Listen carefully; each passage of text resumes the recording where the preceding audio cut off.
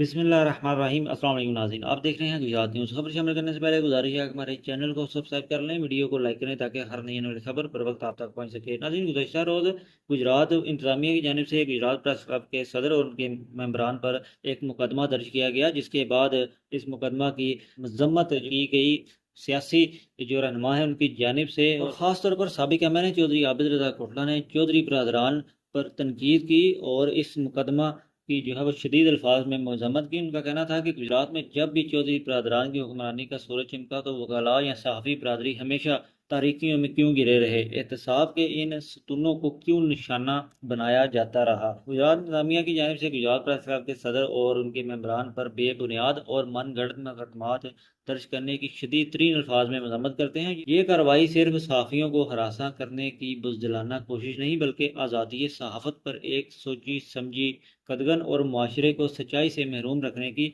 साजिश है।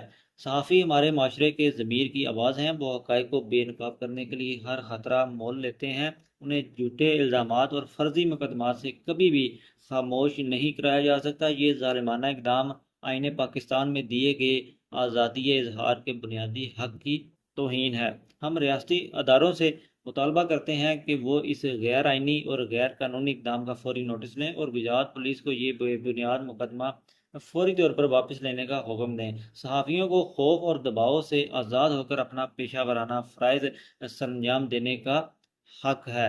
हम गुजरात प्रेस क्लब के साथ खड़े हैं और इस गैर मुनसिफाना कार्रवाई के ख़िलाफ़ अपनी आवाज़ बुलंद करते रहेंगे। ये कहना है साबिक M N A Chaudhry Abid Raza Kotla का। अपनी राय से कमेंट बॉक्स में ज़रूर आगाह कीजिएगा। अगली वीडियो तक लीजिए इजाज़त। अल्लाह हाफिज़।